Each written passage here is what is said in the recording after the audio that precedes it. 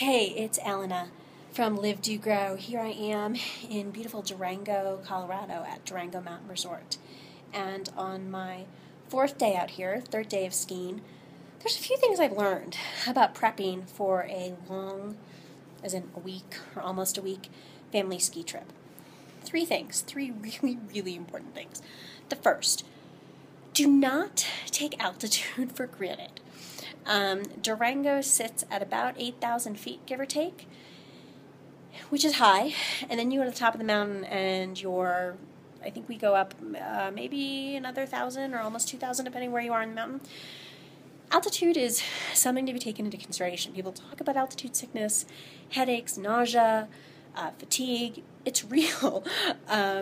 We even took some anti-altitude pills to see if that would help, and my headaches went away. Those weren't too bad, but the fatigue factor is something to be taken into consideration because you just need to add that in.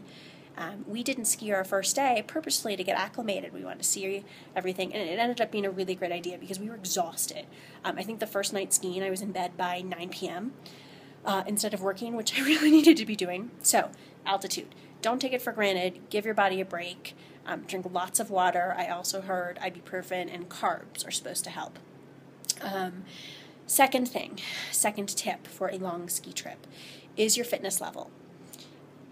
Everybody can ski, all levels of fitness. But if your legs are not strong and fit, your legs are going to get super tired. And especially if you're skiing with kids, because and they're still learning, all that stopping and waiting on the mountain is tiring on your legs. It's like doing a bunch of squats all day long. So take into consideration the fitness factor, maybe do a little bit of extra training before you go, just to strengthen your legs. The third thing is layering. Durango had like record colds the few days we were here. It was at least 20 degrees colder than it usually is. We're talking like -17 at night. So we'd wake up and it would be 3 degrees. I think today we might have gotten to like 25 degrees or 30 maybe, and it was blissful. But to take that into consideration, you need base layers. Really great base layers, things you can layer. I had this great top. I had a few base layers, but this was my favorite one. This is from Athleta.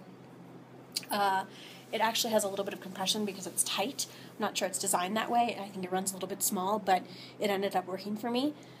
So I typically skied with a technical running shirt underneath this, and then a sweater on top, and then of course my ski jacket.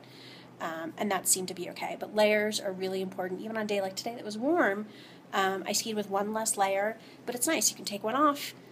No big deal. So 3 tips. Take into account the altitude. Don't take it for granted. Train your legs a little bit before you ski for a week. And 3, make sure you have great base layers so that you can layer and be ready for those cold days on the mountain. See you next time.